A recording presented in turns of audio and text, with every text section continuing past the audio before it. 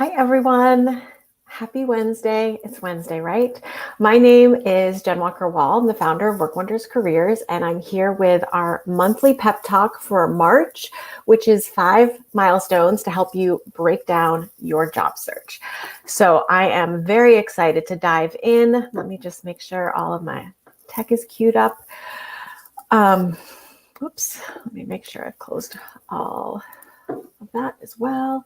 So if you're not familiar with our monthly pep talks, we actually did them weekly last month for a special, but if you're not familiar with our pep talks, I come on LinkedIn Live once a month to help professionals and job seekers carve out time and energy, not just to focus on their to-do list. Hey, Nicole. Oh, we connected real fast today. I'm happy to see you here. So it's not just about having time to do your job, but having time to focus on your career. So we pop on here on LinkedIn, hey Jen, once a month to make sure that you have the tools and insights you need to manage your career and your job search, and to make time for that to be a priority as well, because we all know you're doing a great job at your job.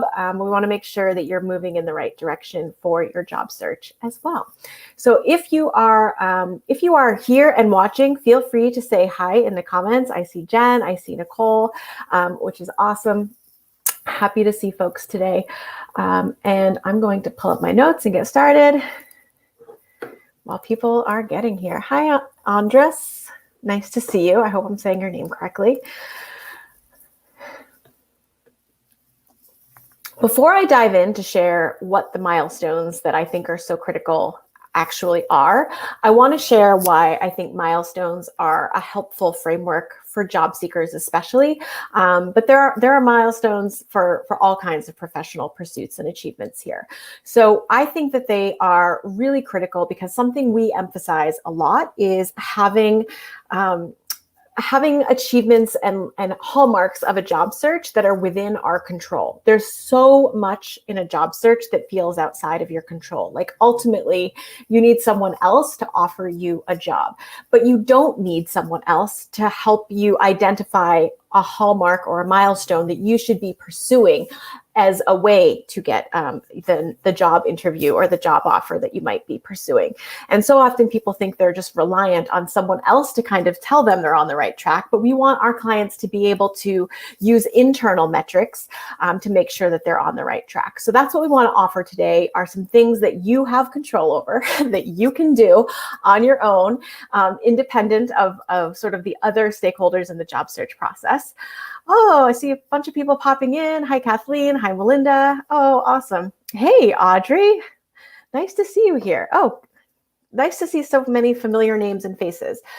So we want you to be able to identify things that you can pursue so that you have things you can focus on, you have tactical pieces that you can execute, and also a way to identify where you are in the process, right? Like interviews and offers are great, but they're not the first thing that happens, especially if you are in an exploratory period or making a transition of some kind. There are some benchmarks that are really helpful, and I think we can agree necessary to hit along the way. So using milestones is a great way to know if you're on the right track and see if you're making progress and moving from step to step. So that's why I'm really excited to share this today. The other thing I'll say before I dive in is that I think all of these milestones are worth acknowledging and celebrating. We're not in a numbers game over here. One thing we try to do with our clients is be strategic and purposeful. People don't come to us to land any job. They come to us because they want to make a move that matters, where their career will have meaning to them and where their career will have impact positively on other people, on the organization, on the communities that they're serving, on the world, right? Like that's what people want when they come to us, is to find a job that gives them a sense of purpose and a sense of alignment. And a lot of times it can feel like the only good part of a job search happens when it ends, right? Like that's when we usually find out that people are job seeking. When they come on LinkedIn and they make their posts that they've switched employers, that's usually the part where people celebrate.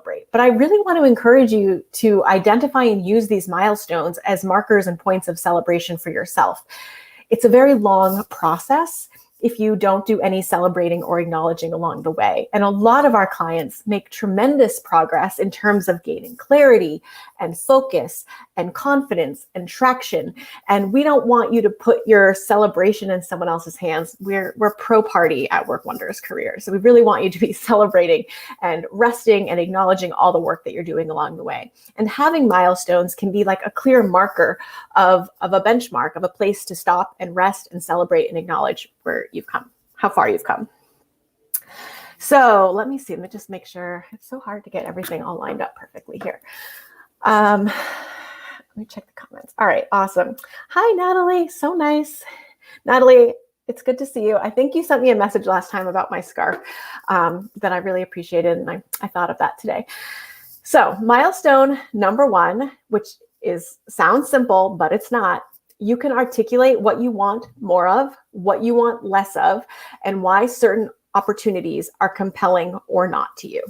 Now, this may be something you can check off easily, but if you are trying to make a transition, if you're miserable in your current job and very eager to hit eject and just take the first thing that comes along, I really want to encourage you to flesh this out a little bit and really unlock the full potential of what this milestone has to offer.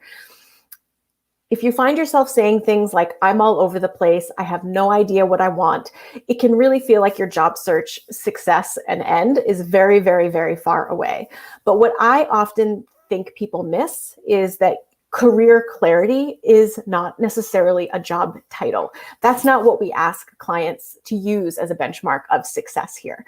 Our clients are multi-passionate people. They're capable of many things. Everyone here is more multidimensional and has more to offer than any one job posting. So what I want you to think about here is, what are the common themes that are emerging that you are looking forward to pursuing or to achieving, or skills to be leveraging? What is it that you want in your next role?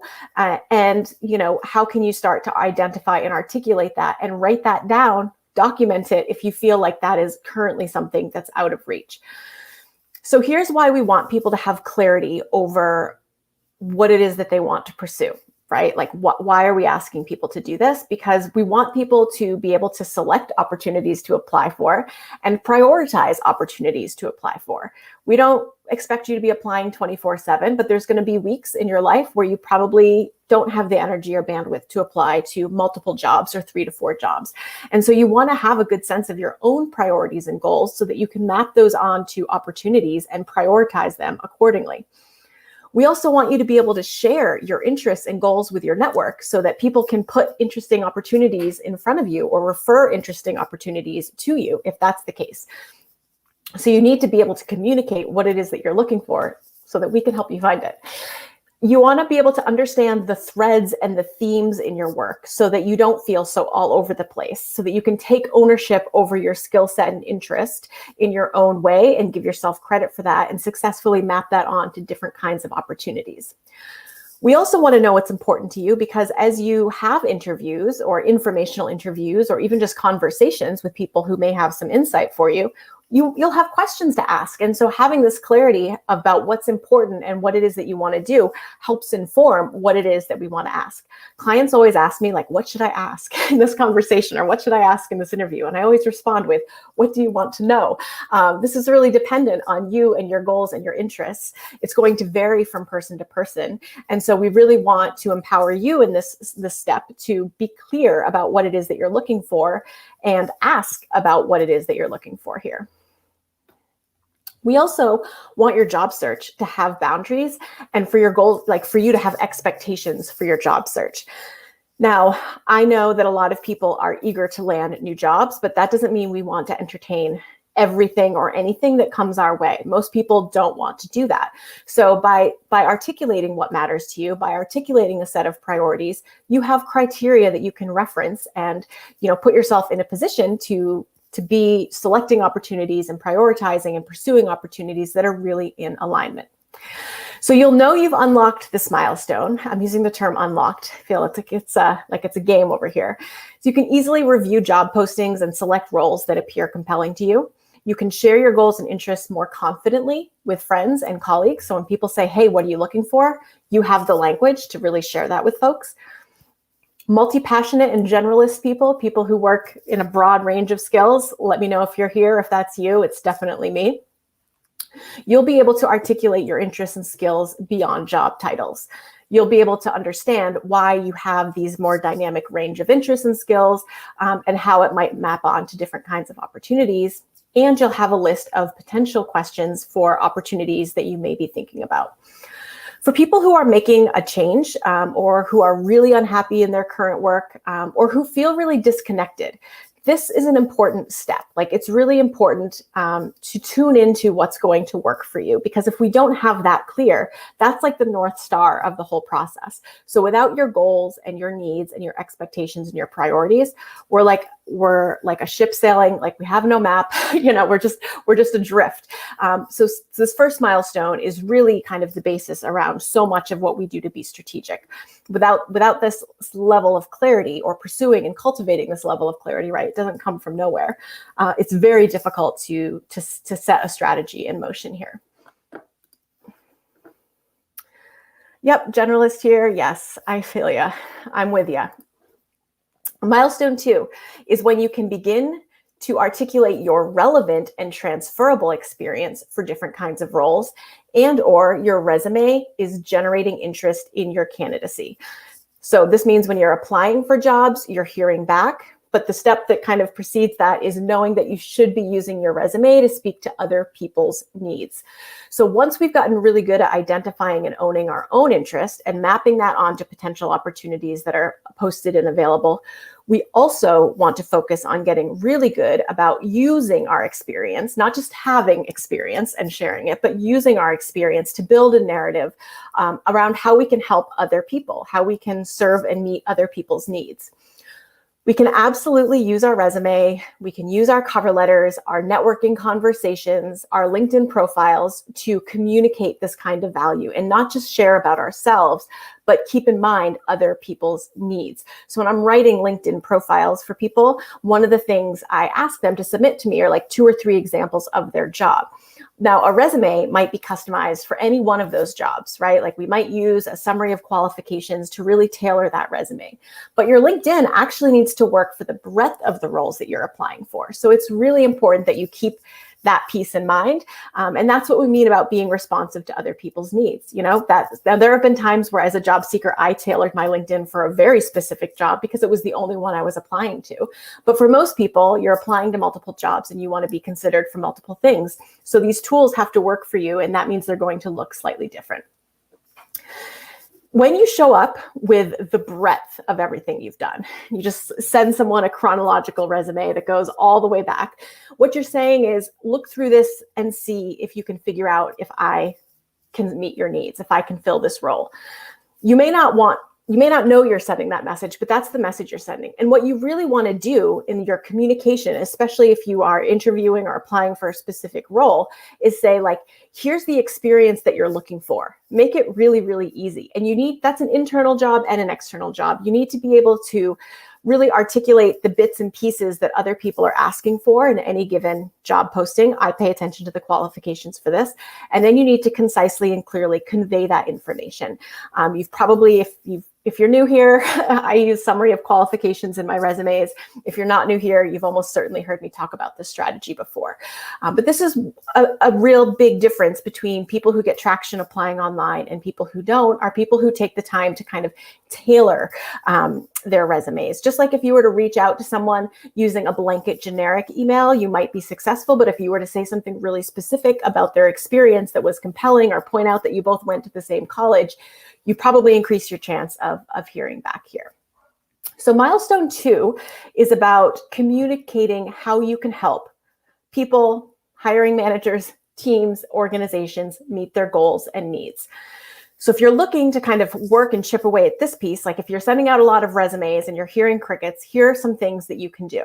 You can review your job posting and pay particular attention to the qualification section. We live and die by the qualification sections around here. And practice writing your own summary of qualifications. What are the differences between each of the job postings? What kind of skills and experience matter most? You should see some difference and some variance there. Creating a customized set of highlights to share via the summary of qualifications. You can practice doing this before you're even ready to apply or before you decide to hit submit. We can be really clear and concise with that language. And so I really recommend that you take this additional step. You can practice telling your stories out loud and thinking about, how can I position the story to say it in a way that's going to be meaningful in this context? Our stories are meaningful to us, obviously, but if we're going to be telling them to build a case for our candidacy, what we really want to be doing is thinking like, what do people need to know about us? And how does this story help me highlight that? And I really want to encourage you, if you're already in the applicant process, to pay attention to what you're learning. Listening is hugely underrated in the job search space. We need to be listening. Sometimes that comes from someone in our network who has some inside knowledge, and we may be able to address an area of concern or challenge in our interview responses or in our resume, if we know there's a gap for them that we can fill. Or we may be going through the interview process and learning about what the needs and challenges are, in which case all of the conversations that we're sharing about ourselves can really be attuned to that. Like, we can share, like, here's how I've helped solve this problem in my current organization. Now, I also just want to share that as much as I think it's super important to be responsive, like, the goal here is not to like twist ourselves into like a pretzel to accommodate every potential employer. So I want you to pay attention and see if what people need from you is also in alignment with the kinds of challenges that you're looking to solve. I'm not asking you to be a different kind of professional or to be, to share stories that are out of integrity or inaccurate. Ideally, what you're doing is conveying experience that you have that you are excited to bring to a new organization. Hopefully that makes sense. All right, let me check. We have I love this mindset. That's awesome to hear. That's great, Frank. I think that's what we see a lot. Frank has said, he has different resumes for different jobs. That's pretty much the norm. And it really goes a long way to helping you stand out. And it also goes a long way to helping you be efficient in your job search process. So that's really important for job seekers too. Now, our third milestone that I want to share with you is easy for some people, but hard for others. And that is asking for help and building relationships and nurturing relationships in our professional network. This is a critical milestone because doing it well helps you create an asset for your career that we can't top in any other way. It really is ideal when clients come to me and are like, oh yes, I have lots of relationships and I've kept in touch with all of them. But that's not most clients. Most people are like, I don't know anyone that could be helpful. Or most people will say like, I'm out of touch with people. So the good news is there's always an opportunity to reconnect and re-engage. So if that's where you fall on the spectrum here, like then you know what your agenda is for yourself. And also building these relationships isn't just part of a job search. It is part of a professional practice that you should have for yourself so that you feel confident and that you have people to ask for help, confident that you have people that you can cheer on, confident that you have people who can make introductions to you, like for you on your behalf. These are the kinds of things we really want. Learning to cultivate a professional network means having allies and champions who maybe have resources or connections and support to offer. It means, making sure people have encouragement, like you have encouragement. So you don't necessarily need to know the hiring manager or know a ton of hiring stakeholders. Sometimes it really means having good peer support too.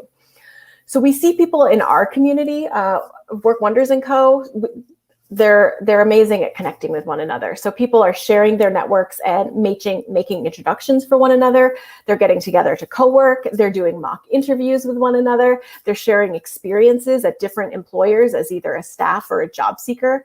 They're sharing events that may be of interest and other professional development network opportunities that may be of interest. They're cheering people on. They're encouraging people who are going through a rough day or a rough week. And sometimes they're even reviewing cover letters and resumes for each other. We have a few people in there who are pretty good at writing cover letters at this point. So there's all kinds of ways that people can be supportive. And sometimes I think when people hear network or networking, it feels like interacting with strangers or, trying to have a lot of powerful people in your corner. And listen, if you can have some powerful people in your corner, good for you. But most people have like average people in their corner. And that can still be tremendously valuable because you have insight, you have support, you have encouragement, and you have people willing to make other introductions. And that is more than enough. If you don't have these kinds of relationships, you may start out meeting a lot of strangers. But I encourage all of you to really think about having space in your life for these kinds of professional connections. They don't have to be your best friend. They don't have to be close personal contacts, but having some space in your world for folks that you've worked with previously, folks who are in the same professional development organizations as you, people who have the same job title or professional interests. You'll know that you are able to unlock this milestone if you have people in your field that you can share information with, that you can learn from, and have a good sense of understanding the lay of the land in terms of your industry or potential employers in your industry. If you have other job seekers and professionals you can go to for support and accountability. And if you're not a job seeker, it's still really valuable to kind of have these kinds of connections with people in your field so that you can share best practices and have conversations for your own professional development goals, whatever those might be outside of the job search. Also, maintaining relationships with references and contacts, really key. And this is something that gives our clients a lot of anxiety if they've fallen out of touch with people. So it's very appropriate to follow back up. If you are job seeking and don't need references right now and aren't sure who your references might be, a great exercise is to start getting slowly in touch with people who've been references for you before or who may serve as them now, and letting them know that you're in the job search and you may reach out in the future and you'd love to reconnect for a quick conversation if they have the capacity. Always better to know you've lost touch with someone or someone doesn't have the bandwidth before you send their name and contact information off to HR to serve as an actual reference for you. So I know this can be tricky for people. It's tricky because, we're still really not in a place to have a lot of events. It's tricky because asking for help can be scary, but to make it easy, here are some things that I suggest. Focusing on alumni groups for your school, your high school, college, graduation, whatever makes the most sense, graduate school, professional development organizations. So people who are focused on specific jobs, specific industries can be really helpful. And affinity groups. So like women-centered groups can be, a good place. So consider what affinity groups you may be interested in. All right. Cheryl says, always reached out to folks I have worked with and have finished projects. It is key. Yeah. And it's a great way to stay in touch with people. And often people really, I find, appreciate your effort to stay in touch because in the back of their mind is, I should be keeping in touch too. So sometimes you do people a lot of work. Sharon asked a really good question here. Should we be working the relationships, the milestones sequentially? She clarified. Do we have to wait until we've unlocked milestone 2 before starting milestone 3? So I always say the job search is non-linear because a lot of times we have to come back and refine things. So for example, if milestone 1 is being able to articulate your interest, you may be interviewing for jobs and you may need to come back to milestone 1 and refine that. Maybe you've learned something. So I do think being able to articulate what it is that you want is kind of fundamental to everything else. But articulating what you want, the first step in that or the first iteration of that could be, I am thinking about making a career transition. I'm exploring 3 or 4 different kinds of possibilities right now, and I'm trying to schedule a few informational interviews with people who have jobs that I find compelling. Would you be willing to share with me? And that is enough clarity. It explains, why is someone reaching out to me? Why is this person, who is this person? Why are they reaching out? Simply being able to say, I'm at a crossroads and I'm trying to make some decisions. And in order to do that, I'm trying to talk to people who have compelling jobs. One of those people is you. That is enough information, I think. So my general answer to this question is no, I don't think you have to do all of these things in order. Although 4 and 5 are definitely going to come towards the end of your practice. And you may come back to these and need to revise them. But you should be able to articulate your goals clearly. It doesn't have to be your final career goals, but it should be at least your goal for the conversation, if that makes sense. Yes. Susan says, Contacting that first person is a challenge. Once you do that, it becomes a little bit more comfortable. Susan, I agree. It's good to get into the habit of doing it. So I try to do this every month for myself, like following back up with people. So every month I follow back up with like 5 people just to like say hello or following up on a specific line of business.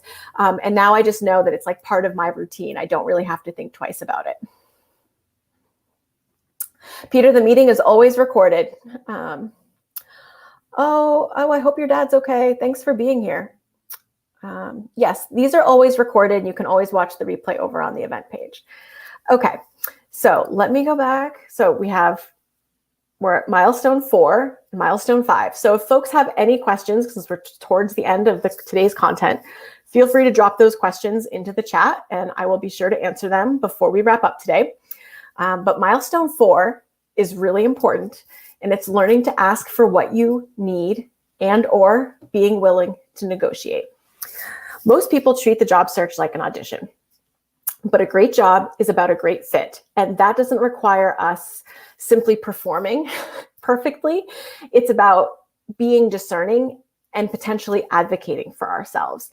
And here are some ways that you can do that. You can hold boundaries and articulate what you need and ask for something in the job search process itself. So, for example, asking for an interview time that actually works for your schedule. So many times I hear clients say, like, they want to have an interview with me, but like the times they sent don't work. I'm in a meeting, or I am responsible for childcare at that time. You are allowed to share your enthusiasm about interviewing and also ask if there's any flexibility in people's availability because those times don't work for you. This is like not an abnormal thing to have happen. We don't have to again, bend ourselves into a pretzel to really try to make the job search process work. Ask for what you want as part of the process and you can find out what kind of employer the place is going to be. You are able to clarify the salary range. So if you only want to continue in a job search that you know is going to meet your salary expectations, you can ask what the budget is for the position. If you are curious about what their timeline is, you can ask, what is your expected timeline for making this hire? That is totally reasonable. They're probably going to underestimate how much time they need to fill the position. That's just from my experience in HR. But other than that, you can at least know what their anticipated plan is. If someone says, this position is budgeted for X and X is at the bottom of your salary, you can say, that is at the bottom of my salary, but there are enough compelling pieces about this job that I'd really like to continue in the conversation.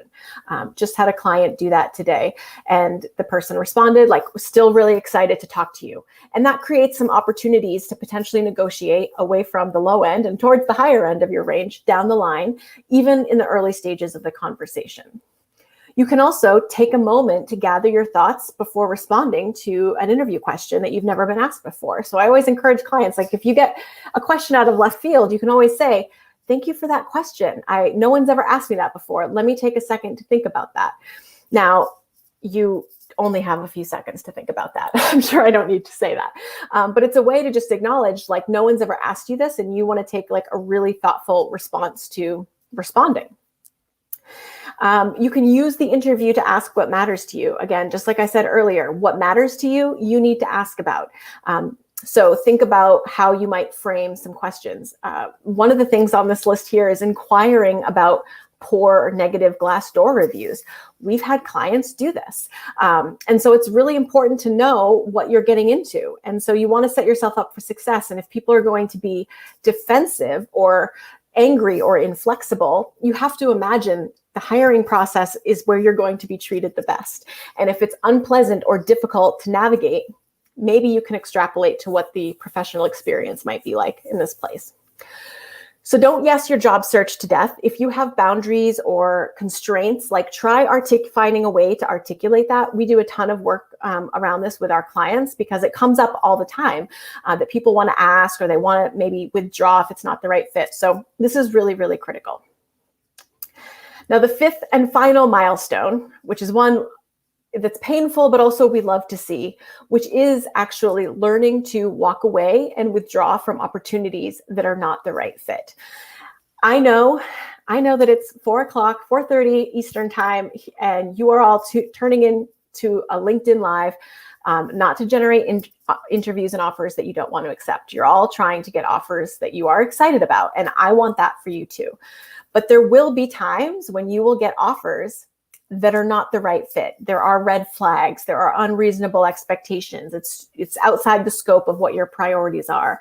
You're not getting a good vibe from the people that you're interviewing with. Whatever the reason, saying no to an opportunity can be very scary, but this is something that I celebrate with my clients because it means that they are really honing in on what's important to them. Now, I'm not at all saying you should say no and put yourself in a bad financial situation. Like, people say yes to less than ideal jobs on the regular because most of us live in America and need healthcare and need a salary. And so it's very reasonable to take a job that just meets your basic needs. But for my clients who are more passive job seekers, who are in jobs that they generally like, that are working well for them, or even when there's a gap in people's employment, I see folks taking temporary jobs, taking part-time jobs so that they can elevate their standards and hold out for something that is a better match. And that's really what we try to focus on with people, is like trying to say no and create some high expectations so that when you say yes, it's to something that feels right. So please don't take this as like, just say no. And I think people can say no to jobs willy-nilly. Like, I know that's not true. I know there's a reason we all need jobs, right? Like we're all looking for a paycheck. We're all looking for some basic benefits. But when you can put yourself in a position to be selective, you really put yourself in a position to say no a lot more easily. So if that's not the right move for you to make in this job search, I hope that you'll consider it down the line for future searches. Okay, so I'm going to invite some questions. It's 4:30. I love it when I finish my content right on time. So please drop your questions in the chat here. Or if you have comments, that's fine too. Audrey, are these questions you'd ask even before applying or once you're in conversation? I'm assuming that you're referring to the questions I had about asking for the interview, but let me know if I'm wrong. So I think there's only so many questions you can really ask if you don't know anyone on the inside before you apply. So I like to ask questions during the phone screen that are about, like, something that was always important to me was like, is it pleasant to work there? Like, are the people generally nice? Are they smart? Are they engaged? Like, what's the team atmosphere like? So I would always ask about that because that was always a deal breaker for me. Yes. Okay. This is. And so I want you to think about like what that might be for you. As for like changing the time of the interview or clarifying the salary range, there's a lot of advice out there about when to ask these questions. But if you know that you're not willing to continue in a search that's below your range, you are allowed to withdraw from that search at any point in the process so you don't waste your time. That's what I really want to leave you with, is like, there's some advice. Like if, for example, if the salary is a little low, but the other pieces of the job are compelling, then I often encourage clients to say this. This is what I did earlier today. I'm just going to read it from my script. The salary that you have shared is actually at the lower end of my range, but there is enough here that I'm excited about that I'd really like to continue in the conversation. And what that says is, I am looking for a higher salary, but I'm really excited about this opportunity. And it's always easier to negotiate when you're the last candidate standing rather than when, you're early in the process and there's like a dozen other candidates that they're considering. So I always try to keep that framework in mind. But if the salary is, not $10,000 off, but like $25,000 off, like it may not be worth your while to stay in there. And there's no reason to remain a candidate if you're not going to be able to accept a job that, for example, offers a tremendous pay cut from what you're making now. Let me know if that was helpful. Sharon says, I said no to a job, and 4 years later, when the time was right, I accepted a different offer with the same company. That's awesome. I actually turned a job down once, and they came back with a much better offer. So saying no can create some, can be a negotiation strategy all of its own here. All right. Cheryl, whoops, I don't know who that is. Cheryl, awesome information. Thank you so much for sharing. Good. Yeah, this is really all about like setting boundaries and expectations. I think if we all raised our expectations around how our employers should treat us, we'd all be in a much better space. So I'm all about collectively raising our expectations here and really not just looking out for our own best interest, but looking out for everyone's best interest. And setting small boundaries and articulating them as part of the job search process can really help you assess what kind of work environment you are coming into. All right, so it is 4:35. If you want to ask more questions in the chat, you are welcome to, but I wanted to let all of you know if today's conversation is resonating with you, if you would really like help aligning your job search to this kind of process, one where you feel much more in charge, where you get to set boundaries and limitations and really work on getting some tactical support on reaching some of these milestones. We are enrolling for Work Wonders & Co., which is our group program for job seekers, where you get feedback on your resume and community calls and digital channel where we ask questions, and well, I mostly answer questions, but people can definitely ask questions there as well. And if you're interested in potentially joining us next month in Work Wonders & Co., you can head over to our website at workwonderscoaching.com, click Work With Me, and read more about the services we have there. Oh, thanks, Nicole. Nicole dropped it in the chat. Your tips searching as an international student. Are you, this could mean a lot of different things. Are you searching for jobs in the US from somewhere else, or vice versa? People here are from all over the world, so I'm never sure what international, I mean, I know what international means, but I'm not always sure. Thank you, Audrey, I'm so glad. This is very doable. Laura says, I've turned down a perfect offer and then turned it into the perfect offer. Yeah, this can totally happen. It doesn't necessarily happen every single time, but if you don't tell people what your needs are, and if you don't have any bottom line for yourself, then you can get someone else's bottom line, which could be way lower than what you could get otherwise. I'm a student in the US pursuing my master's. So I would actually suggest, if you are in graduate school, then leveraging your career development office to find contacts and businesses. If you are going to need visa support, making sure you're aligning your job search with jobs that offer that, because that is not every single job. And so sometimes career development offices at universities can be really helpful. Sometimes alumni offices at universities can be really helpful. So I'd recommend checking that out. A lot of times job postings will say whether or not they'll offer that. And I've heard from a lot of people who kind of disregard that, but I don't recommend it. Oh, okay. We have a question here, which I love because it's about resumes and cover letters, which is one of my favorite things. I've edited resumes to target jobs, but get mixed answers on whether cover letters get even read. So I agree. I think it's a mixed bag in terms of cover letters, but I find that hiring managers use cover letters more than recruiters. So sometimes people are like, recruiters never read cover letters. It's not for them necessarily. Like I write resumes for recruiters and I write cover letters for hiring managers.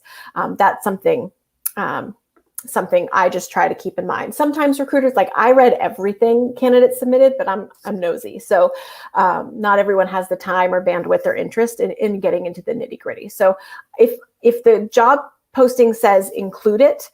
And it's a good thing to include, even if it's not required, is generally my principle.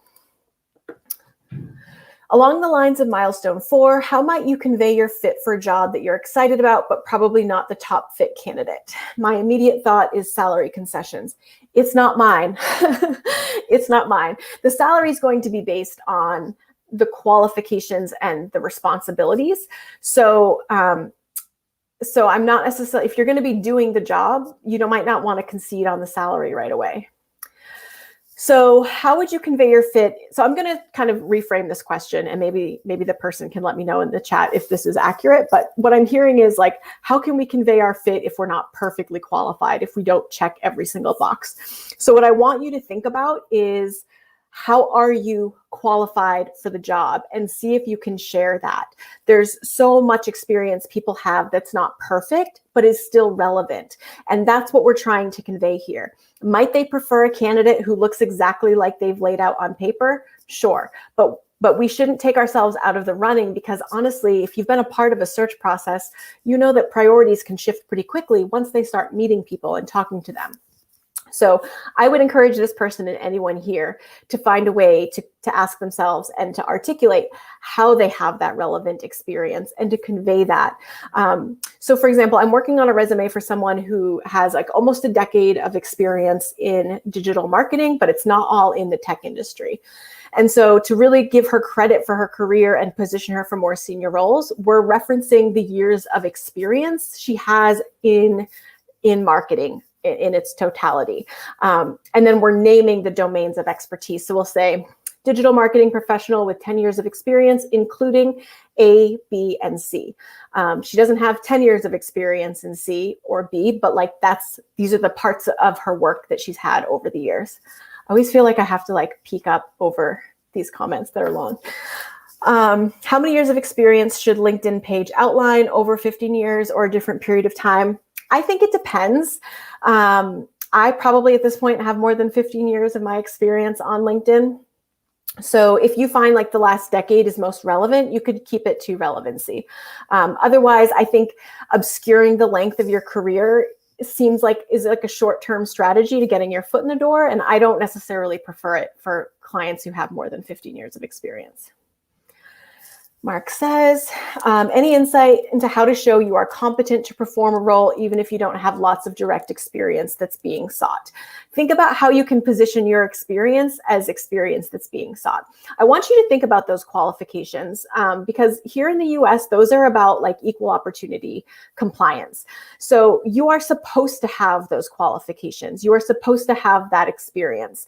And what I find is that most people have a lot of that experience. They might not have it perfectly. They might not have all of it, but they have a lot more than they give themselves credit for. So you need to find a way to articulate your experience in a clear and succinct way and make sure that you're kind of mirroring some of their language, understanding what they need people to do and what they think, what skills and attributes people need to have. And if you're trying to make a transition into something that's really different, pay attention to jobs that offer soft skills as qualifiers, because that is really pivotable. Like you don't need to, that's not something you need to be in a specific industry to be good at working through ambiguity or good at leading a team. Those are skills that you can take other places. All right, everyone, I have to wrap up because I have another speaking engagement at 5 o'clock that I need to go check in for, but I want to thank all of you for being here. I want to encourage those of you who enjoyed today's chat and would like additional support on their job search to head on over to workwonderscoaching.com, click on work with us, and consider working with us next month in Work Wonders & Co. Or take a look at the other services we have there as well. I hope everyone has a really good week. Matt said, any concerns about ageism when you show a lot of experience? The ageism doesn't go away just because we obscure the experience. So that's my take on that, is I try to find places, and it doesn't take much of a career to hit the 15-year mark. So I just want to encourage people not to necessarily lead with obscuring their age, but maybe you want to focus on relevant experience just to consolidate and to not distract if you've been a career transitioner before. All right. Thank you all for joining me. I'm off. I'm running off to another chat, but it was really good to have all of you here, and feel free to leave any questions in the comments here and I'll try to get back to them later. Have a great day. Talk to you soon.